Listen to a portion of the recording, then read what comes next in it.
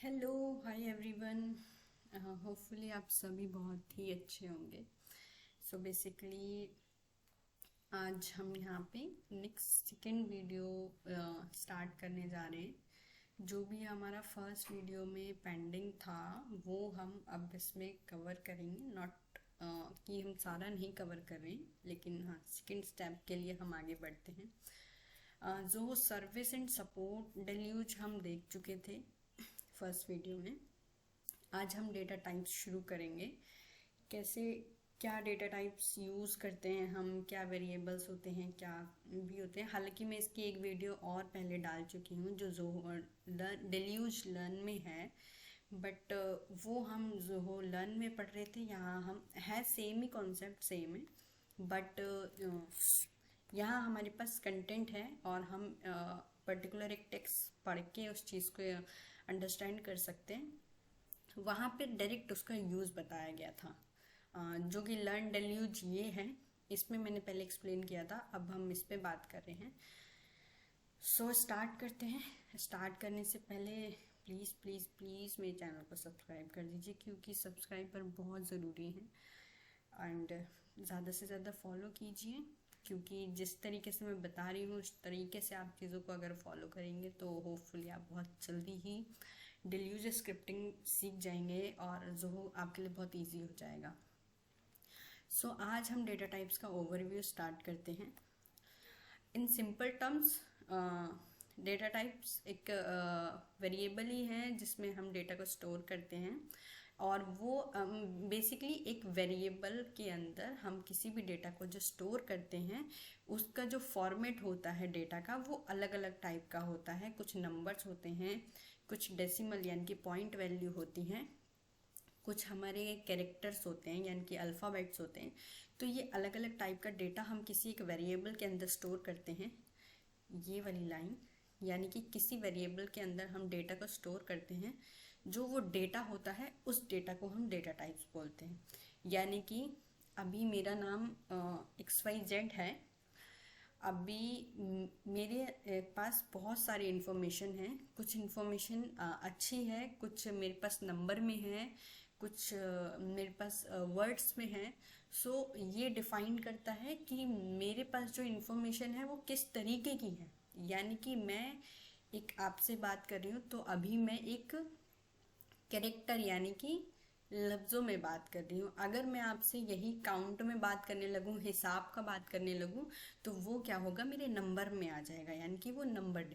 तो ये हमें डेटा टाइप्स हमेशा डिफाइन करना पड़ता है पहले ही, कि किस तरीके की हम कन्वर्सेशन यहाँ पे कर रहे हैं। वो डेटा जो है वो न्यूमेरिक है, डेसिमल है या टेक्स्ट टाइप का है। तो ये बेसिकली यहाँ पे हम डेटा टाइप्स पढ़ेंगे कि कितने तरीके के डेटा टाइप्स हमारे पास ज़ोहो के अंदर होते हैं, जिसमें हमें डिफाइन नहीं करना पड़ता कि डेटा किस तरीके का है। टेक्स्ट है, नंबर है। हमने अगर टेक्स्ट लिख दिया तो वो टेक्स्ट ही पढ़ेगा उसको। अगर हमने नंबर भी लिखा है वो उसको भी टेक्स्ट ही समझेगा, या वो नंबर को नहीं लेगा।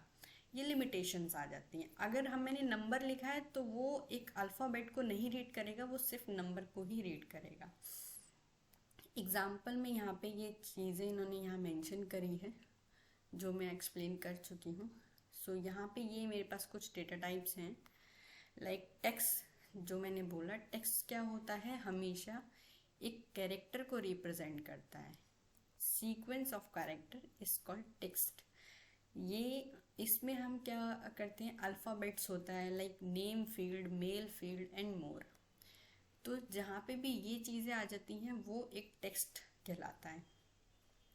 नंबर, नंबर में क्या होता है, काउंट आते हैं, यानी कि कोई भी नंबर आ सकता है। ऑटो नंबर है, नंबर फील्ड है और मोर और भी हो सकते हैं।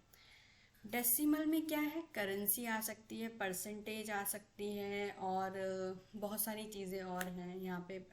डेसिमल में पॉइंट वैल्यू आ सकती है, पीएच वैल्यू है और पाई वैल्यू है। वो सब चीज़ें क्या होती है, हमारी डेसिमल में आती है, जिसमें पॉइंट होता है। पॉइंट हो सकता है या नहीं हो सकता है वो अपनी चॉइस है, लेकिन हम ऑप्शन देते हैं डेसिमल में। वूलन वैल्यू क्या होती है, ये एक डिसीजन बॉक्स होता है। यहाँ ट्रू और फॉल्स की वैल्यू होती है, या तो वो कंडीशन ट्रू होगी या फॉल्स होगी। अगर मैं ये काम कर रही हूँ या मुझे ये काम दिया गया है, या तो मैं उसे कर सकती हूँ या फिर मैं उसे नहीं कर सकती हूँ। तो यहाँ दो ही कंडीशन होती है, ट्रू या फॉल्स, हाँ या ना, बाकी कोई अलग सिचुएशन नहीं होती है।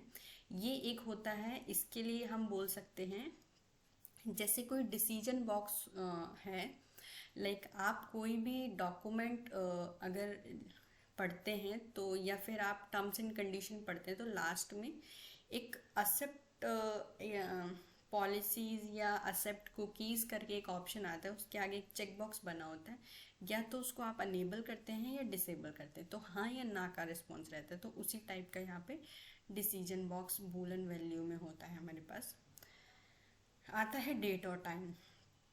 डेट और टाइम में बेसिकली डेट आ सकती, डेट और टाइम दोनों आता है। डेट फील्ड है, टाइम फील्ड भी है, यानी कि करंट टाइम ले सकते हो, करंट डेट ले सकते हो, आने वाली डेट ले सकते हो, या जो आप एंटर कर रहे हो वो ले सकते हो। तो उसमें सिर्फ डेट और टाइम दोनों आता है।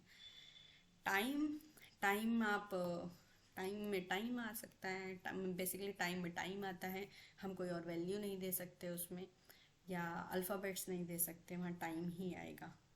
लिस्ट क्या होती है? लिस्ट बेसिकली हमारा एक ऐसा डेटा टाइप्स है जो कलेक्शन की वैल्यू को होल्ड करता है। कलेक्शन क्या हुआ हमारा? कलेक्शन हम बोलेंगे किसी भी वैल्यू का जो ग्रुप कह सकते हैं, हम ग्रुप भी नहीं बोलेंगे, लिस्ट, यानी कि एक आप लिस्ट बनाते हो कि क्लास 7th में इतने बच्चे हैं और इन बच्चों की ये लिस्ट है। तो यानी कि वो क्लास 7 क्या है, एक लिस्ट, एक वेरिएबल है, उसके अंदर हमने लिस्ट बनाई हुई है क्लास 7th के सारे बच्चों की। सो वो एक लिस्ट है। कलेक्शन क्या है? कलेक्शन उस 7th क्लास के सारे बच्चे हैं। So a list can contain element of different type says number text. अच्छा, कलेक्शन में अब ये है कि मैंने 7th क्लास लिया है, उसमें लड़के भी हैं लड़कियां भी हैं। ऐसे ही अगर हम लिस्ट की एज कोडिंग बात करें तो उसमें नंबर भी हो सकता है, टेक्स्ट भी हो सकता है, डेट भी हो सकती है, यानी कि ग्रुप हो सकता है। हर किसी की सिमिलैरिटीज़ नहीं होती, मतलब अलग अलग होते हैं सारी चीज़ें। तो वहाँ पे हम एक लिस्ट के अंदर सभी चीज़ें रख सकते हैं। ऐसा कुछ नहीं है कि हमको सेम डेटा ही रखना है, क्योंकि यहाँ हम कलेक्शन की बात कर रहे हैं। कलेक्शन तो किसी भी चीज़ का कलेक्शन हो सकता है, चेकबॉक्स फील्ड हो सकता है, मल्टी सेलेक्ट फील्ड हो सकता है और मोर। की वैल्यूज़ क्या होती है? की वैल्यूज़ हमेशा अपना पेयर ही लेके चलती हैं। जैसे कि आप एग्जाम्पल में देखो, यहाँ पे एक की वैल्यू हमेशा अपने पेयर को रिप्रेजेंट कर रही है। तो की वैल्यू में डेटा टाइप्स होता है और उसका कलेक्शन पेयर उसको रिप्रेजेंट करता है, यानी कि उसकी वैल्यू इसके अंदर स्टोर है। की वैल्यू हमेशा पेयर के साथ रहेगी, यानी कि आपको यहाँ पे रिप्रेजेंट करना होगा कि आप क्या डेटा टाइप्स ले रहे हैं। लाइक ये आइटम है तो ये हमने आइटम का नेम दिया है, नंबर है तो नंबर 23 दिया है इस आइटम का। तो ये हमेशा पेयर्स में होती है की वैल्यू, यानी कि आप देख सकते हैं यहाँ दो है, की है फिर उसकी वैल्यू है, सॉरी, की है और उसकी वैल्यू है। The key can be used return the corresponding value. की must be unique. की हमेशा यूनिक होगी, की सेम नहीं हो सकती, मतलब एक ही की दो की नहीं हो सकती। अभी अगर मैं ये नंबर ले रही हूँ तो ये नंबर अगर मैं दूसरा यूज़ करूँ तो, क्योंकि ये किसी को रिप्रेजेंट कर रहा है, किसी की वैल्यू को रिप्रेजेंट कर रहा है, अगर मैं सेम लूँगी तो इनमें डिफरेंस क्या रह जाएगा। इसलिए ये की वैल्यू हमेशा रिप्रेजेंट करती है अपने डेटा को। जैसे हम एक वेरिएबल को शो कराते हैं, वैसे ही हम की को शो कराते हैं, की के अंदर जो वैल्यू होती है। अगर ये सेम होती है तो वो ओवरराइट हो जाएगी। जो पहली वैल्यू है हमेशा वो ही उठाएगा, दूसरी वैल्यू नहीं उठाएगा। यहाँ हम अब आते हैं नेक्स्ट कलेक्शन पे बात करते हैं। कलेक्शन में क्या होता है? The collection data type is use to store both a list of element and key value. जो कलेक्शन होता है वो उसके अंदर ऐसा कुछ नहीं होता है कि की वैल्यू मतलब पेयर और एलिमेंट दोनों बेसिकली वो स्टोर करता है। Each collection variable at a time can act only as a list variable contain element or as such as a map variable containing key value pair। Okay, so collection का क्या होता है, उसमें हम एक सिंगल वैल्यू ही store कराते हैं, मतलब कि एक कलेक्शन ही हम यूज़ करते हैं। बट अगर हम मैप की बात करें, मैप में हमारा की वैल्यू पेयर सेम जैसे कि हमने यहाँ पे स्टोर कराया है मैप में वो स्टोर होता है। कलेक्शन में हमारा हमेशा कलेक्शन आगे मेंशन करके उस कलेक्शन की लिस्ट में हम यहाँ पे अपडेट करते हैं। सो ये कलेक्शन का था, की pair together in a single. बाकी हम कलेक्शन की वैल्यू मैप ये हम डिटेल में पढ़ेंगे आगे, ये सिर्फ ओवरव्यू है। सो फाइल बेसिकली फाइल है, यूनिक टाइप डेटा टाइप्स है ये, इसमें हम फाइल स्टोर करते हैं। फाइल कैसी भी हो सकती है। अगर ये अभी हमारा एक ओवरव्यू था डेटा टाइप्स का, अभी हमने डेटा टाइप्स स्टार्ट नहीं करे हैं। ये सारे डेटा टाइप्स हैं हमारे पास। मैं नेक्स्ट वीडियो में डेटा टाइप्स 1 बाय 1 कंटिन्यू करूँगी एवरी वीडियो में।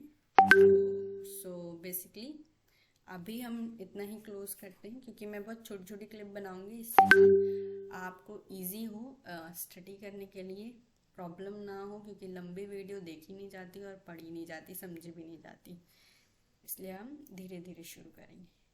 सो दैट्स इट, आज के लिए इतना बहुत है। नेक्स्ट वीडियो में कल मिलते हैं अगेन।